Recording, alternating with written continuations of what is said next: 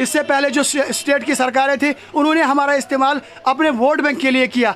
फिर आई बीजेपी सरकार, वो एक बहुत बुलंद बांग दावा लेकर आ गई कि हम ये इनके मसाइल हल करेंगे। जब हमने देखा आज बीजेपी भी हमारा इस्तेमाल सिर्फ वोट बैंक के लिए कर रही है। 2014 में यहाँ के prime minister of India Narendra Modi ji ने यह कहा था कि मैं इनका मसला हल कर दूंगा। जब अब 10 साल हो गए, 10 साल में भी हमारा मसला हल नहीं होगा।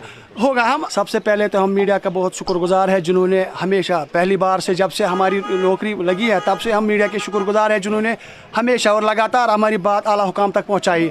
आज जो हमने मीटिंग का इनकाद यहाँ किया है, यह इस हवाले से किया है जो हाल ही में हमने सब कमेटी एक बॉडी बनाई, नई बॉडी तश्कील दी है, जिसमें हमने डिस्ट्रिक्ट प्रेसिडेंट साहब को एज ए डिस्ट्रिक्ट प्रेसिडेंट मुनक्किद किया है और दूसरा जो sub division president Bashir Ahmad वगे। इसी हवाले से आज हमने यहाँ एक डेलीगेशन बुलाया था, जो डेलीगेट हमने यहाँ बुलाए थे इसी हवाले से, ताकि नई बॉडी तश्कील दी जा सके।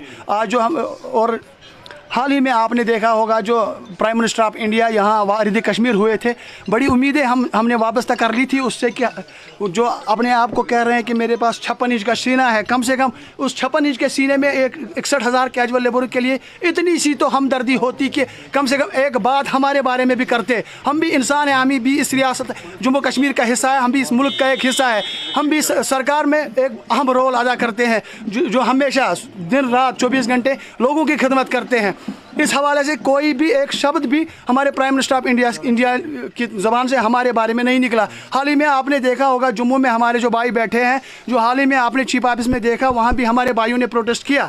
जो पिछले 6 महीने से जम्मू में प्रोटेस्ट कर रहे हैं वो हमारे भाई हैं, हम उनके साथ शाना बशाना खड़े हैं। जो भी उनका आइंदा प्रोग्राम होगा हम उसको फॉलो करते रहेंगे।